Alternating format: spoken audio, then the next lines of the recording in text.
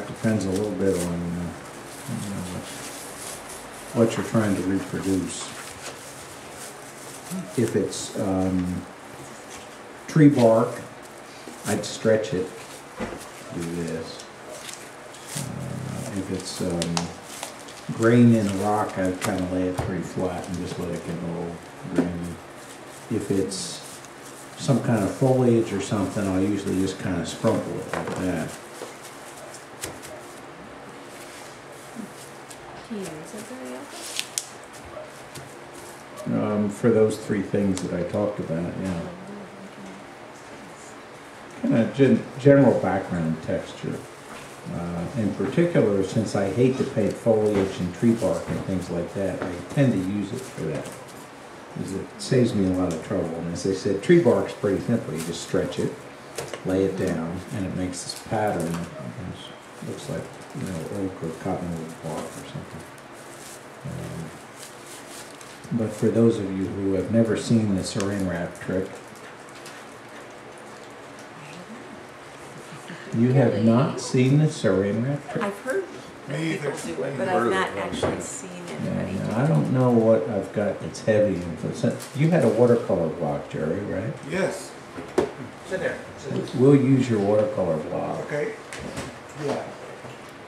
And then there's a little one down by your feet. Yeah. Pretty much anything, you could probably use it for grass. I mean, it makes a texture pattern. I'm just going to use it for a weight. It's not the intended use, but, you know. Can you see now? Yep. Can you see now? Yeah. You see me now? I just can't hear, that's all. Oh, okay. Now, this is not...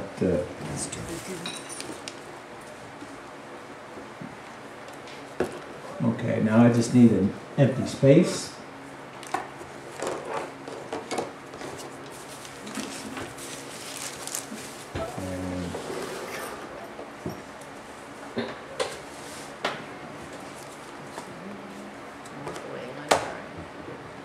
And then you want something heavy.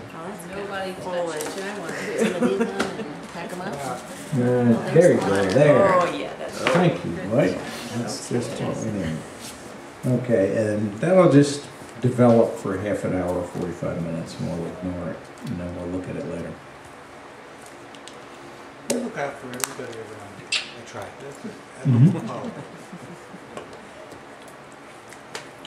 Okay, this was Patty's, right? Yes. Am I right? Oh, there you are. And she had a painting of it. Are you willing to share?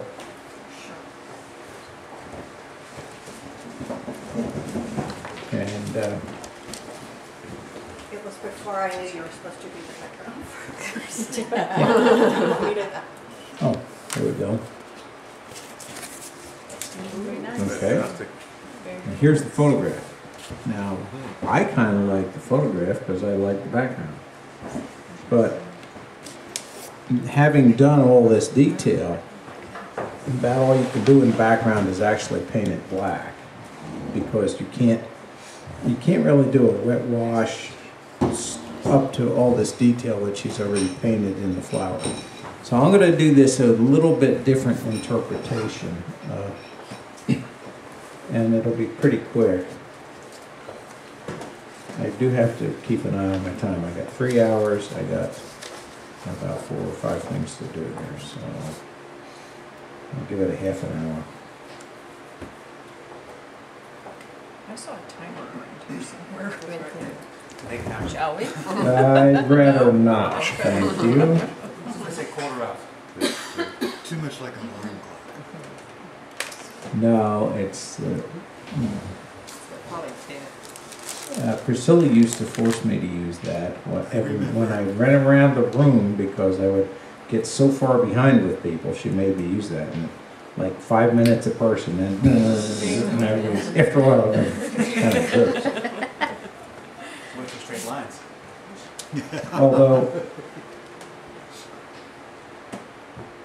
There may have been method to her madness, because after a couple times of using that, I Got I better. said, I'll be good. Please, no alarm clock. You know, let's not do that. Pavlov. Mm-hmm. Yeah, you get kind of nervous and jerky after a while.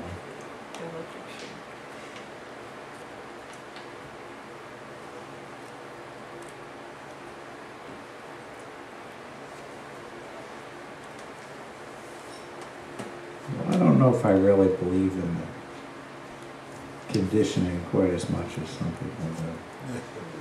I took a psychology course in high school, and it was very interesting because the way they did it was basically they said, okay, psychology isn't really a science, and there's a lot of different interpretations of things. So they separated it out into 4 different sections. And one of them was this behavioralist guy. I don't know if you're all familiar with behavioralism. And one was a Freudian psychotherapist and so forth and so on.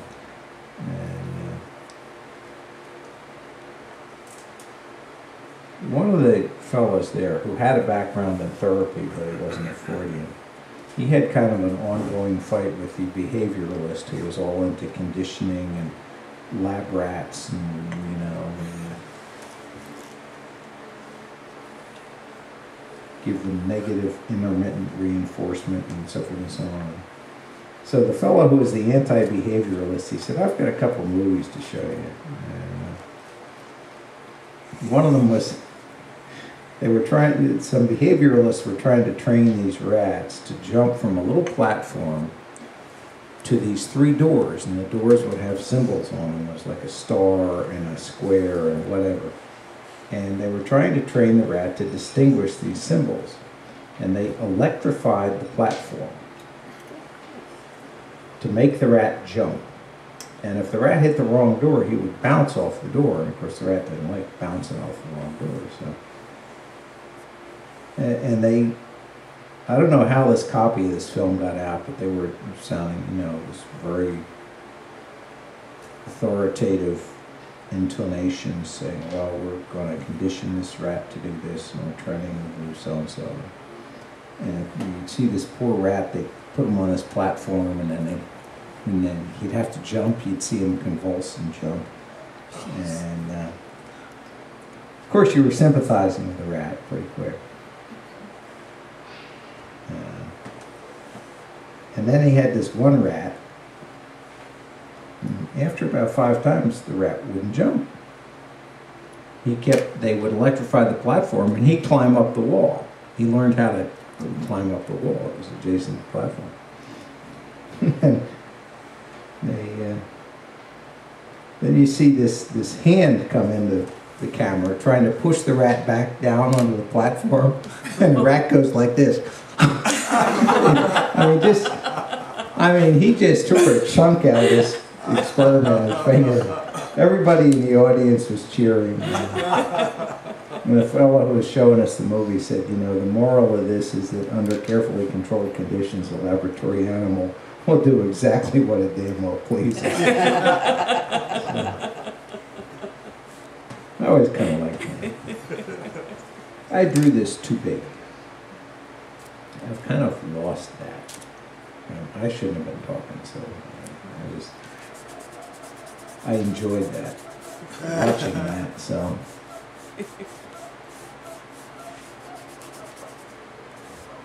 He also had us read this one article, and they were training chimpanzees to solve puzzles, and they found out that the best reward to train a chimpanzee to solve a puzzle was to give him another puzzle once he solved it, which kind of goes against the grain of what you would think from all your conditioning things.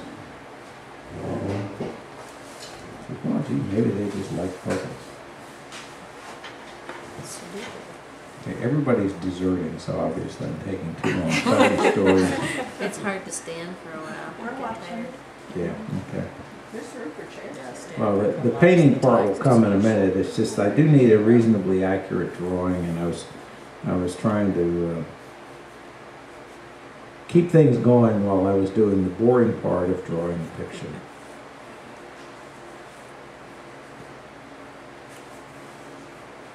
So this will come down about Watching here. you draw is not boring, David.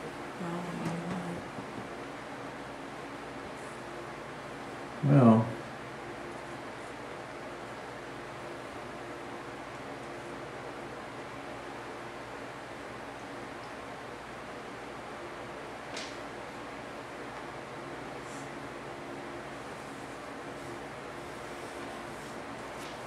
okay, now maybe I can get this whole thing in here, you know? Kind of move that a little bit.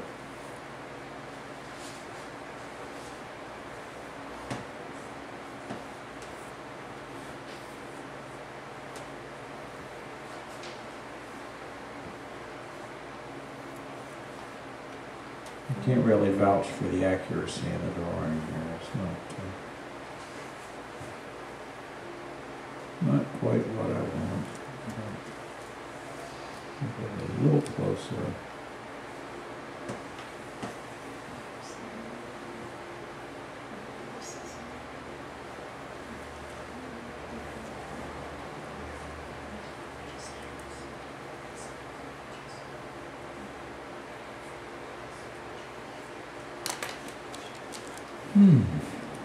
Oh.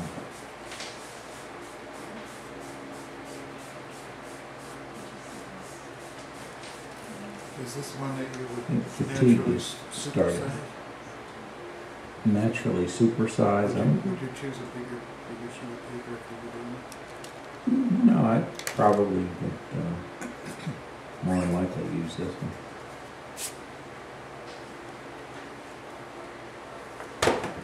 I'm getting a little punchy, you know, I'm just a little tired.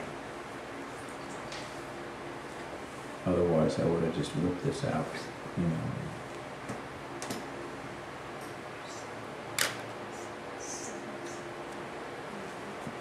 One thing that actually makes this easier is the fact that it runs off the side of the paper. So it allows you to do two different washes.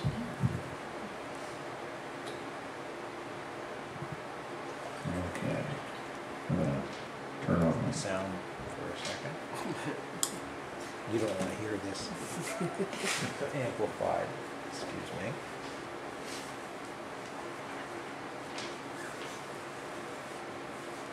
A lot of pollen in the air. Okay. Here's muddy water.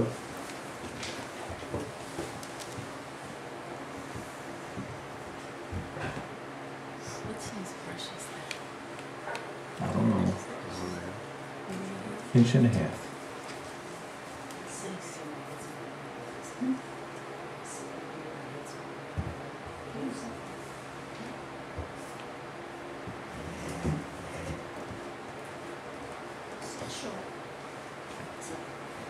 Okay.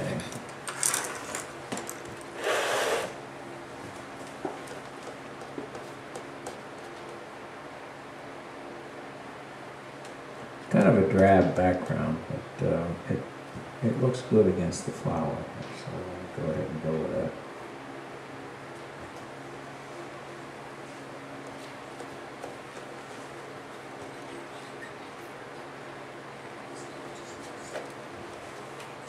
Yeah, so I hope I don't splash any paint on anybody. I'm a little bit worried about that because I do tend to. Quite a bit of paint on there already. Food. Besides, we take it home and frame it. That's right. Oh God. Love to sign your clothes. Just like a movie star will never wash it again. I'm going to save it forever. As long as nobody wants me to sign any body parts, I guess I'm not kidding. I draw a line with that. Patty, do you want to come back here? This is your photo. No, I Are you sure? Yeah, thank you.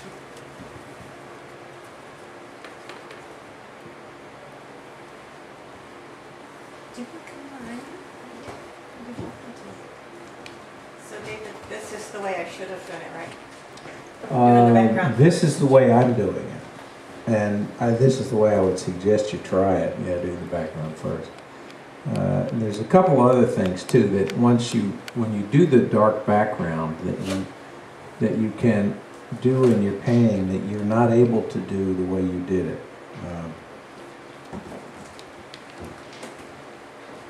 And I really am serious. I'm likely to splash in your direction. Okay, both lean forward. She moved in. Okay. Yes.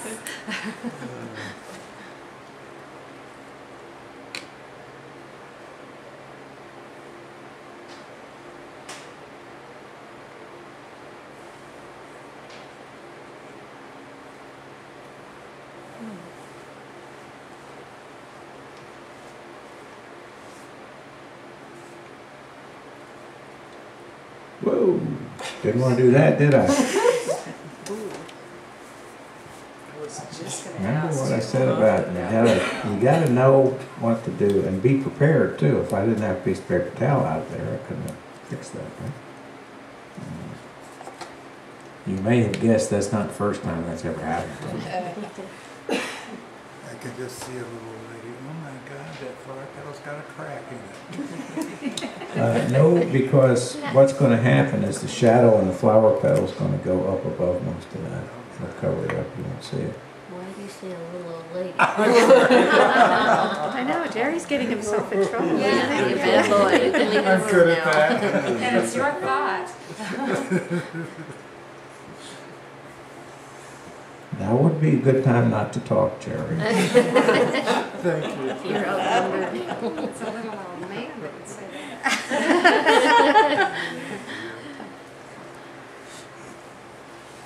So you're going right up to the pencil line, or you're not? Excuse me? Oh, are you going right up to the pencil line? Or are you holding back a little bit? I'm generally back from the pencil line a little bit because if I paint over it, then it stays. Okay.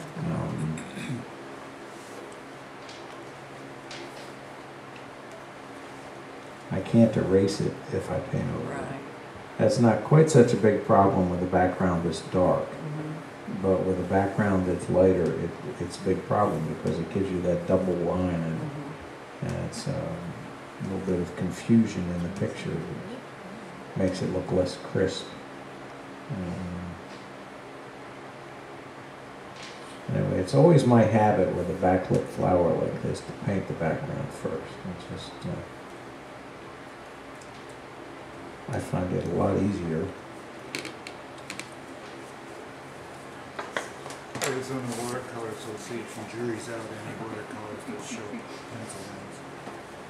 Who does? Arizona Watercolor Association. Oh, they do. Are you in it? I think that's kind of silly, personally. I do too. Yeah. Pencil I had lines never are heard that part from of other the associations. watercolorist's work. It's in their, what do you call That's probably why they're generally abstract. So they would jury out a lot of A lot of really 18th big century names. European masters, for instance. Right. That doesn't count. They're not. it? Nope. Oh, well, Turner. they weren't Arizonans Turner anyways. wouldn't make it. That's right. Yeah, Sargent wouldn't have made it either. No. It's about as good as they get.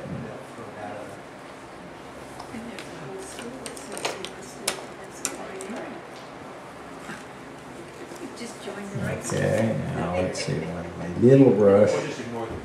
That's I'll right. bring in these It's my name. things there. It's my piece of paper. All right.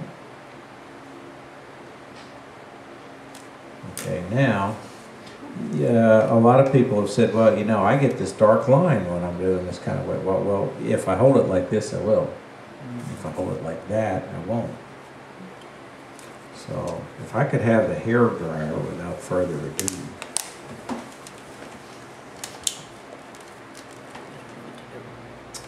All right.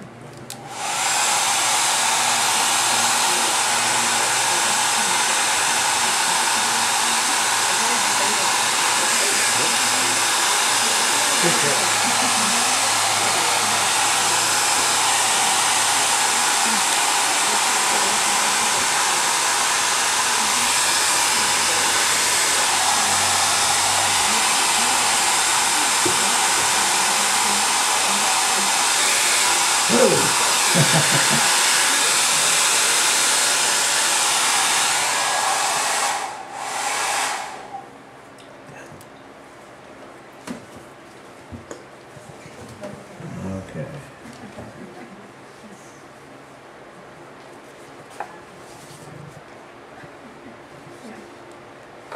Might need that again. Thank you. I think I'll put it down here so I don't blow everything off the table.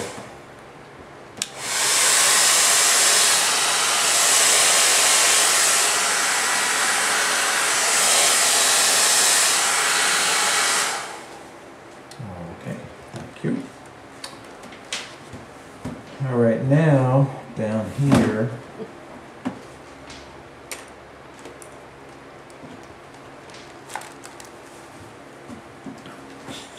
I'm gonna bring this up.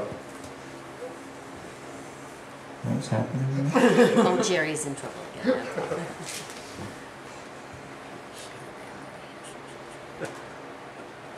I probably shouldn't ask.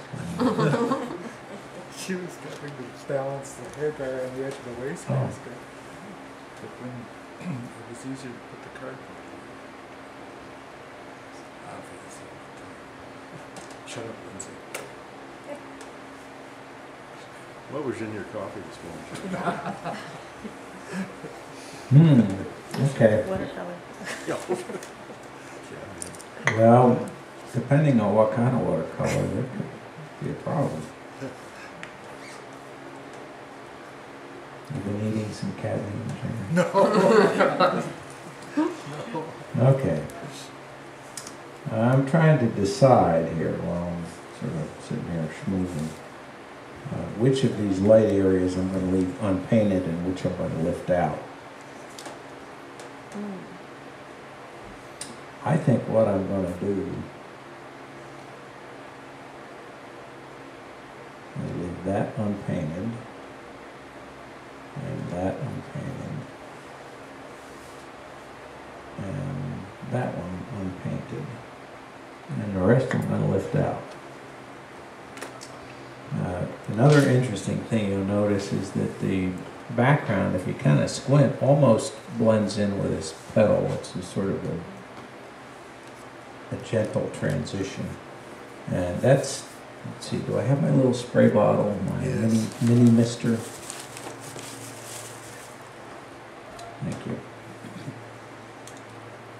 I'm gonna need a little more mist than that, I think. One thing I like about these things is they're easy to fill up. So I'll save that.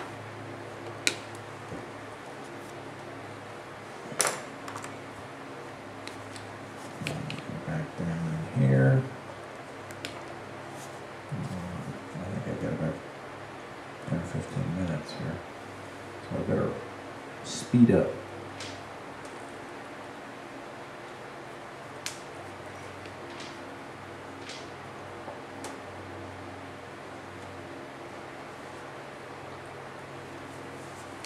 That brush has a razor edge on it. Well, no.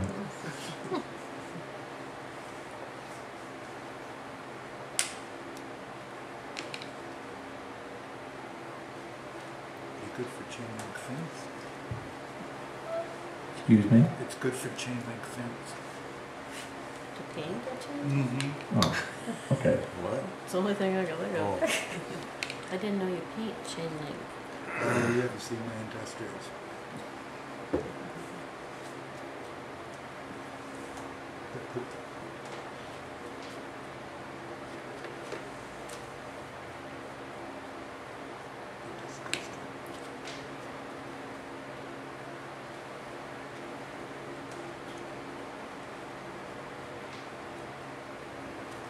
Trying to think of a situation where you could use that line.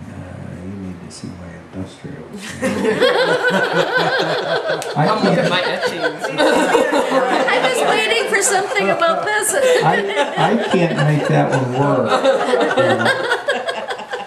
I think you just did.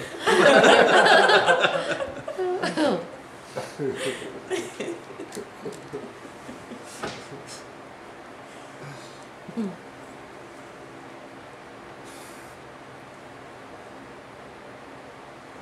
I'm going to sneak that through there. When you're doing this kind of wash and you're leaving these little islands, you want to leave flow places if you can. You can transfer paint from one side to the other that way, but it's just as easy to run it back and forth like so. Now this background is so dark I may actually run a little bit short of paint.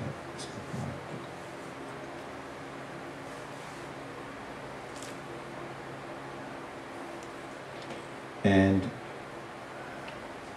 there's a little bit of a danger trying to match the top and the bottom this way. You know, I painted them as two separate washes, and I'm using all the same three pigments, but I may mix them a little differently. I might not match that color precisely, although as I said, now you ought to practice matching colors, but if I don't get it just right, what I'll usually do is I'll later on take a spray bottle or something. I'll do kind of wet and dry. I'll maybe make a dark fuzzy line that continues from the bottom to the top, and it makes it look continuous. You all know what I mean about what the problem is. You're trying to make the background at the bottom match the background at the top, and they're not going to exactly, but you can fool people by putting something indistinct in the background that continues from the top to the bottom, and they'll say, oh, okay, it's just goes behind the flower.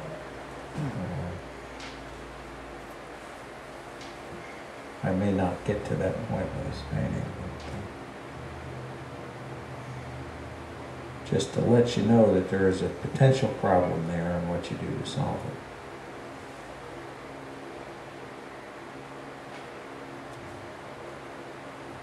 Okay, now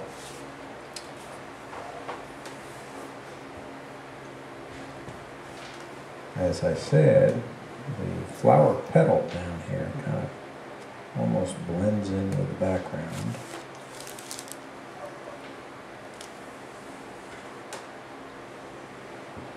And my drawing, let's see, I need to bring this petal around like this, and like that, and up there maybe.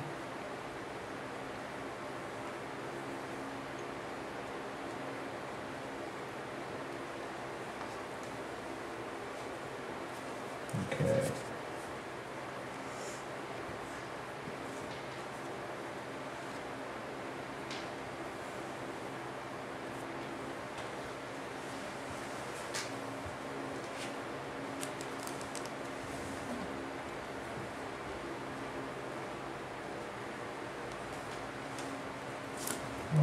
It's too pale on mine. I think it ought to get darker down here. And it's not quite time for my spray bottle, so I'll go ahead and do that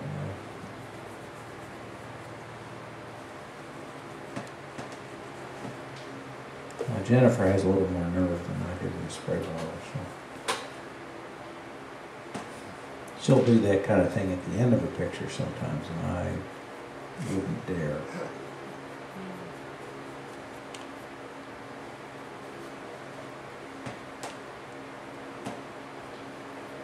I'm going to do it at the beginning.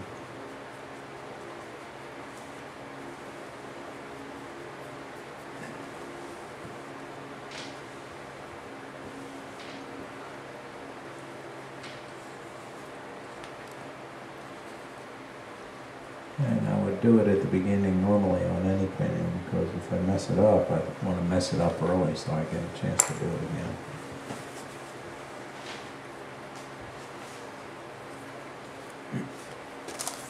So,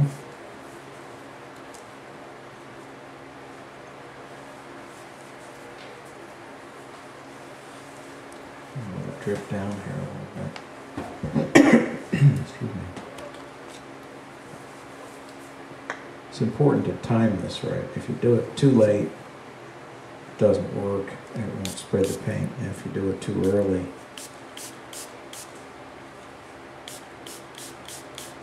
watching for? Is it part of the sheen goes away, or the? Yeah. And I didn't quite do that right.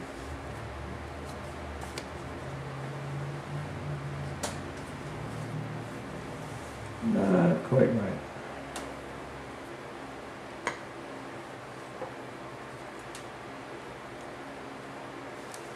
Not too bad, but not quite right.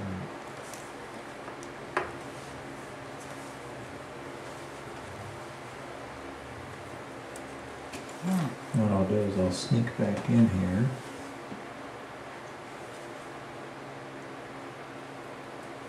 A little bit of dryer paint. I'm spending a lot of time on this background. More than I should. So this may take a little extra time.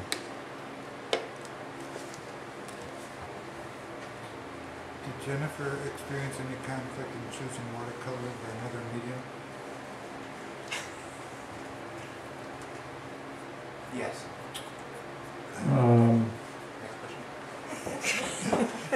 I bet she felt so familiar with it, having watched you. No, she was into pencil drawings, and at the New Mexico Arts and Crafts Fair, she had just come to live with us after she got out of college. She was 17 or 18, and she wanted to submit pictures to the New Mexico Arts and Crafts Fair, and she had these pencil drawings, and she also had a couple watercolors, and she said, well, I like the pencil drawings, and I looked at it, and I said, no, submit them both. I said, but the watercolors are the ones that are going to get in. And that's exactly what happened, and she's painted watercolors ever since. Oh, what a nice story. She was done with college at 18. I thought Yeah. that too, Jamie. Was he a junior? She,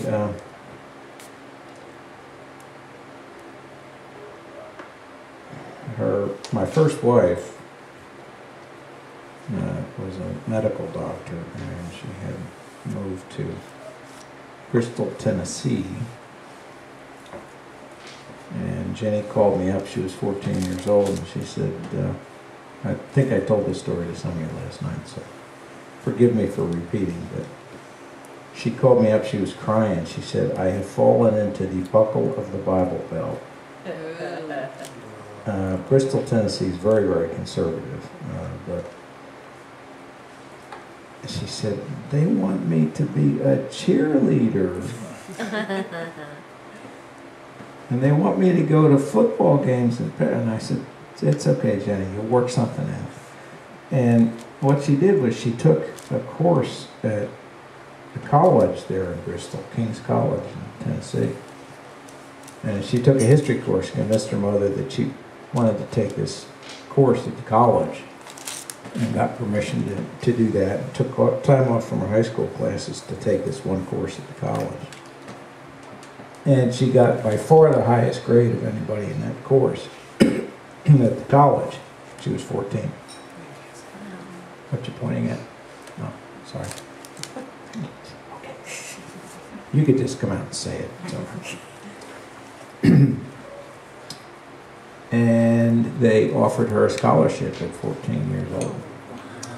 And she has never gotten a high school diploma, but she graduated summa cum laude from college at age 17 and a half. Similar to you. No, I got a high school diploma. No, but you were a genius.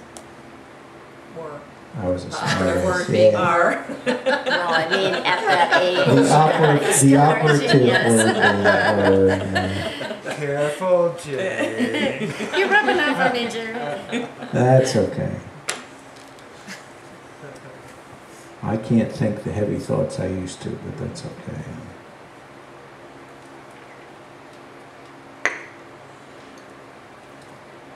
All right. Hair dryer, please. Thank you. You can do that right, sort of. I'm really running late. Huh?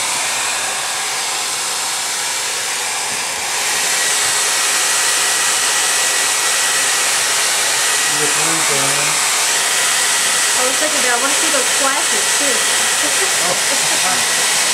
Excuse me? No, Jerry said I looked worried. I looked at my watch. I said, oh yeah, well, I want to see those splashes. These? Yeah, the splashes. Yeah, Splashes and clouds. I've taken too long on this one, but. That's He had to do something to wipe the taste of the swamp swamp out of his out. mouth. Yeah. Well, besides, to be honest, it was nice to get back to something familiar for a while. Give me a chance to rest a little.